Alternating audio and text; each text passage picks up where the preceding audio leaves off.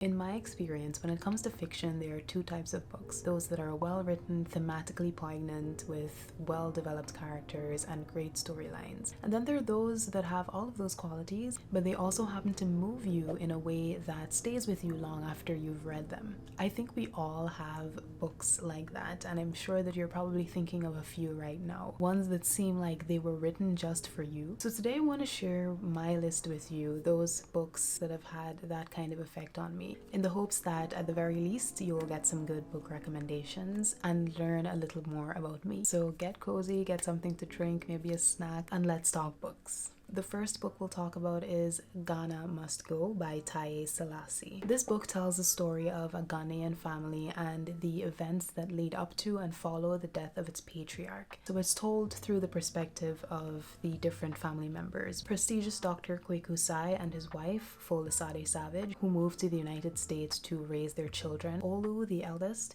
twins Taiwo and Kehinde, and Sadie, the youngest. It employs the use of flashbacks, so there's that suspense that you get from having the characters allude to certain events that aren't actually revealed until later on in the story. What really made this book stand out to me is Selasi's prose. It reads very much like poetry, and I think for some people that can be off-putting, but I think once I got used to it, I actually enjoyed it. You'd have these very long, flowing sentences followed by short phrases and fragments that really help to punctuate the emotions within the story. There are a number of different themes that she addresses throughout the story, from family relationships and vulnerability to darker themes like sexual assault and suicide. And I think she's very masterful at addressing these themes without losing sight of the story and the overarching narrative.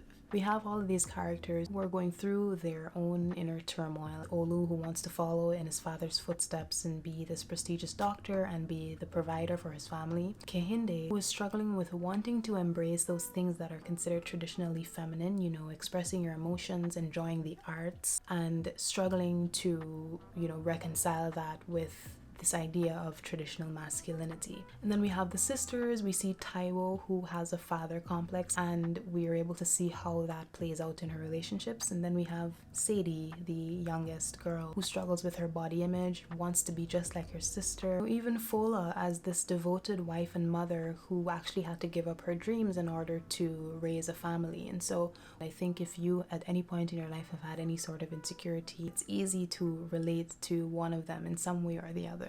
I consider this book to be in the family of books by acclaimed African authors like Chimamanda Adichie, those that center familial and generational relationships. And so if you're into that kind of thing, then I would highly recommend this book. Next up, we have Unaccustomed Earth by Jhumpa Lahiri. Lahiri is one of my favorite writers of all time. At this point, I think I've read all of her novels, but I have a particular appreciation for her short story collections. It is not easy to achieve the impact that she does within the limits of a short story. She's especially skilled at relaying the experiences of South Asians who move abroad and experience mixed cultural environments, particularly in the West, in places like the United States. Unaccustomed Earth consists of 8 short stories in that same vein. Through these stories, she explores a number of different themes, from parenthood and marriage to identity and what it means to belong in a place. Her character development is one of the aspects of her writing that truly shines. Her characters are so real and complex and flawed. Even when you can't exactly relate to what they're experiencing, you can't help but empathize and feel for them. Her writing also has this sort of melancholic tone, and as somebody who is often steeped in melancholia,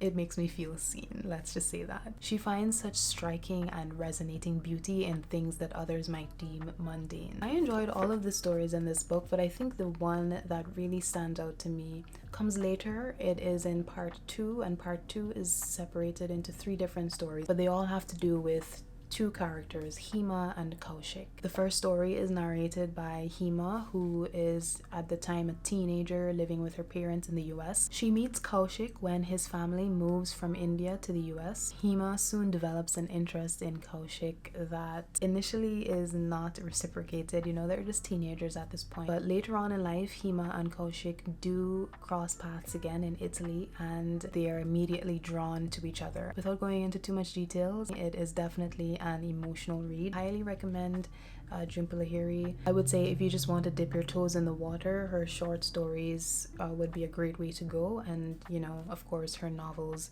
The Lowland, The Namesake, you can't go wrong with any of them, to be honest. Now, just like with Jhumpa Lahiri, it was very difficult for me to pick a favorite of mine from this next author. That author is Chimamanda Ngozi Adichie, and the book that I ended up going with is Purple Hibiscus. I am constantly in awe at the way she's able to capture themes of family, religion, culture, politics, particularly through the lens of characters who are from the African continent, either in that region specifically or in the diaspora. Now, this story is told through the eyes of 15-year-old Kambili, who is growing up in Enugu, Nigeria with her brother and parents. And while on the outside it may seem as though, you know, they have the perfect life, she and her brother go to private school, her dad is a wealthy businessman, we see that there's actually a lot of conflict going on within this family. Kambili's dad is strict, he is abusive, and he holds everyone in the family to these very unrealistic standards and expectations. He is deeply religious and accepts nothing except the absolute perfection that he thinks that God would ask of them. I think one of the reasons I've singled Purple Hibiscus out is that I really in a lot of ways related to Kambili, more so in the way she is young and trying to find her voice, trying to be this dutiful daughter, and often looking for validation through academic achievements. Also in the way that she's sort of very guarded, reserved, and she's often in her head a lot, and it gets to the point where sometimes she is even physically unable to speak just because she's so caught up in her own thoughts. There comes a turning point in the novel where Kambili and her brother go to stay with their aunt Ifeoma, who is very different from her father. Even though Aunt Ifeoma's home does not have a lot of the luxuries that Kambili and her brother are used to, there is a lightness in the home. There's laughter, there is this feeling of communion in the home. They really start to experience life differently in a way that is not guided by fear. And so it's at this point that Kambili really is given the opportunity to breathe and to discover her voice. Seeing Kambili bloom and grow, I think, is one of the most rewarding experiences of reading this book. Adichie writes with the kind of clarity where her words don't have to be flowery and complex in order to stun you. Her descriptions are just delicious. Next on our list is Breathing Room by Patrica Elam. This book follows the lives of a few middle-class African-American characters who live in Washington, D.C. We have our protagonist, Norma Simmons Greer, who is a photographer. She is struggling with a few things in her life, particularly being in a marriage where she doesn't feel supported, and she has lost a child, and she is now dealing with the guilt of not feeling like she can connect with the toddler that she currently has. Norma finds refuge in her photo studio. She also finds refuge in the arms of someone who is not her husband. We also see her relationship with Moxie, her best friend, who she met at Howard while they were both studying there. Moxie is a probation officer for teens. She is also very vocal about issues affecting African Americans. We are also introduced to Zadie, who is Moxie's daughter, and Zadie, I think, is perhaps the most charming character in this book. She's 15, she's going to a private school, and Moxie is really trying to shelter her, particularly because Moxie has been sensitized to the extremes that people in her community experience, from violence to drug and substance abuse. We get to know Zadie through these very candid diary entries. She begins each entry with the day and date, followed by what she's wearing, and she addresses her diary as Sister Girl. In each of these entries, she talks about things that you'd expect any young 15-year-old girl to talk about, you know, boys and her dreams of growing up and becoming a ballet dancer, her hair and little tiffs that she has with her mother. So I think that just endears us to her a little more. There are a few reasons that I think this book holds a special place in my heart. The first is that the writer, Patrica Elam, was actually one of my professors at Howard while I was there. She taught my intro to creative writing nonfiction class. I just remember thoroughly enjoying that class. Secondly, the book itself is set in DC, and you know, having spent some time there for university, I think I appreciated the book even more, because I think that to see a place that you know so well and that you know so intimately reflected in literature helps you to spark a different appreciation for that place. And then of course we have the fact that Norma, whose last name happens to be Greer, is a photographer, and photography is one of my passions. Just seeing her go through the motions in her studio and discover her style as a photographer, those things really resonated with me. But you know, apart from that, this book is just very well written. It is a tribute, I think, to female friendships, to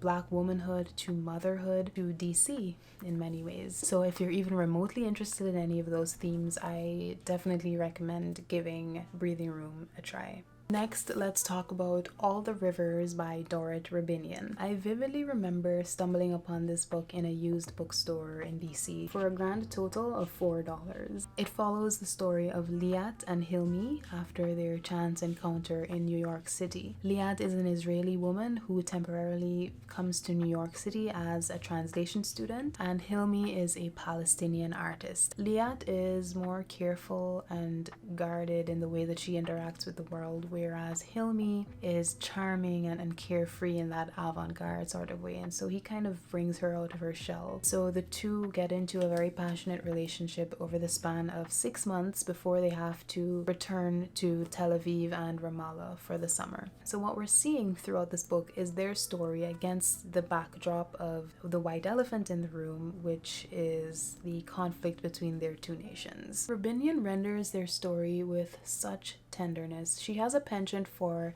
getting to who they are as people, getting to their depths. What Liat and Hilmi come to feel for each other is so poignant that you just want to bask in that forever. But you know, you soon start to see that they cannot ignore their political differences. The story is told primarily through Liat's perspective, and I think the writing is so immersive that you find yourself as the reader becoming enamored by Hilmi in the same way that she is. There is a chapter in the book where Liat is talking about being apprehensive to share her feelings about Hilmi with her sister over the phone. There's this sense that part of it is because she wants to hold these things close to herself. And I'll just read that for you. So I don't tell her how we enjoy making each other laugh. I don't tell her that I spend all day gathering up stories to share with him in the evening so I can hear him laugh, so I can laugh again with him. I don't tell her about the moments when I can feel that he understands me, that he can make his way in and out of my mind's twists and turns,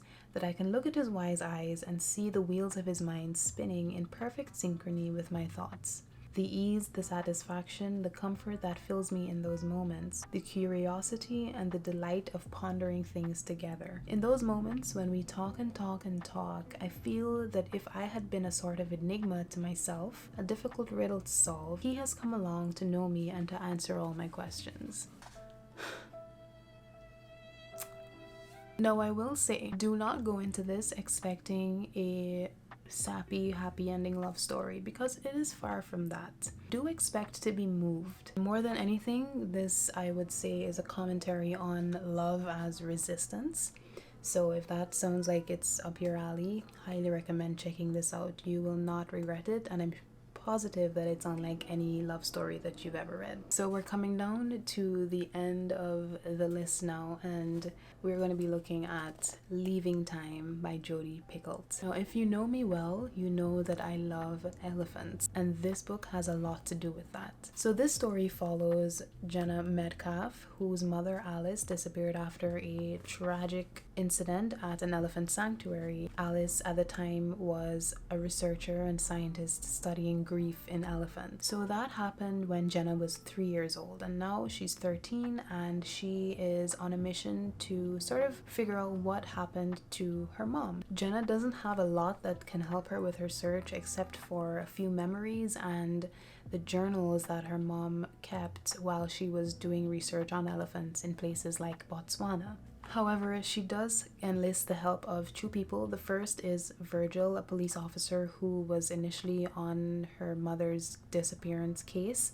and the second person is Serenity, who is a psychic. There are elements of the supernatural in the story, and that becomes a lot clearer close to the end. Through Alice's perspective, we learn so much about elephants, their behavior, their cognition, the rituals that they have.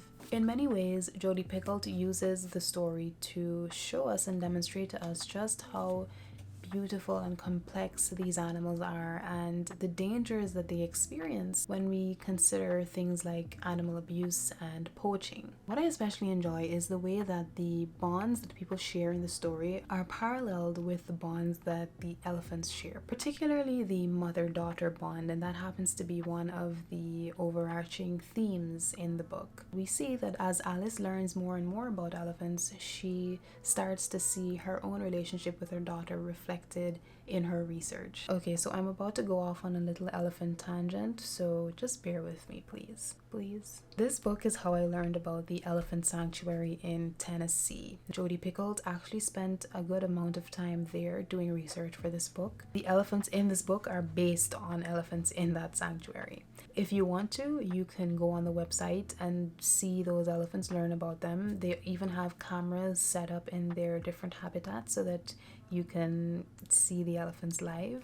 I could talk about elephants for hours, and I don't want to go off on any more of a tangent than I already am. Jodi Picoult says at the end of the book that if you take nothing else away from this book, aside from the story, aside from how gripping and suspenseful and thrilling it is, she hopes that you take away an awareness of the emotional and cognitive intelligence of elephants and the understanding that it is up to all of us to protect them. Last but certainly not least, we are going to talk about Of Marriageable Age by Sharon Maas. Sharon Maas is a Guyanese writer. I was born and raised in Guyana, and this is one of the first books that I read that I saw my country truly reflected in. There are references to places and historical events that I'm familiar with and that I was able to get more insight into. This book can be considered historical fiction. It is a family saga that spans 3 decades, 3 different continents.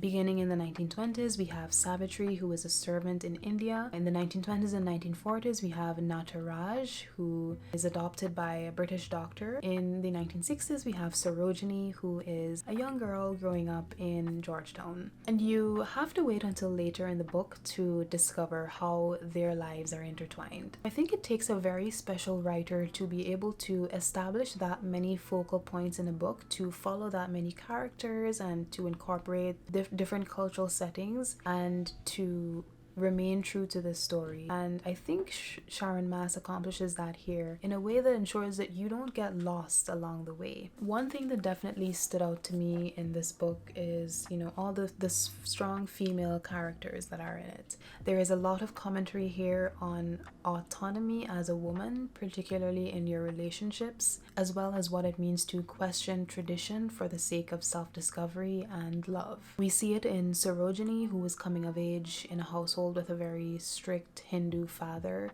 and is expected to agree to an arranged marriage. We see it in Savitri, who, she is a cook's daughter, she's a servant, and she falls for somebody who is considered to be outside of her class, outside of her reach. I have never read something as tightly woven, as intricate, as elaborate as this. And Sharon Maas's writing really leaves you breathless at times. One minute you're on the streets of Georgetown, leaving school with Sarojini and Trixie, her best friend. The other minute you're in pre-war Madras state in India with Savitri, and so you're really kept on your toes throughout this book. What I remember about reading this book is just being so absorbed that, it didn't really occur to me how many pages there were in it. Sharon Maas's writing is just very compelling and really sucks you in. So highly recommend Of Marriageable Age, particularly because of how, culturally rich it is and the story itself stands on its own. So those are 7 of my favorite fiction titles as of right now. If you enjoyed the video, remember to leave a like and subscribe. Comment to let me know, have you read any of these books? Do they interest you at all? And just based on what I've shared with you, do you have any book recommendations for me? As always, I'd love to hear from you down in the comment section. And if you're into this sort of bookish content, then I highly recommend checking out a video that I made on 5 free websites that you can use to discover your next read. I will have that video linked somewhere here as well as down in the description box. Take good care and I'll see you in the next video. Bye.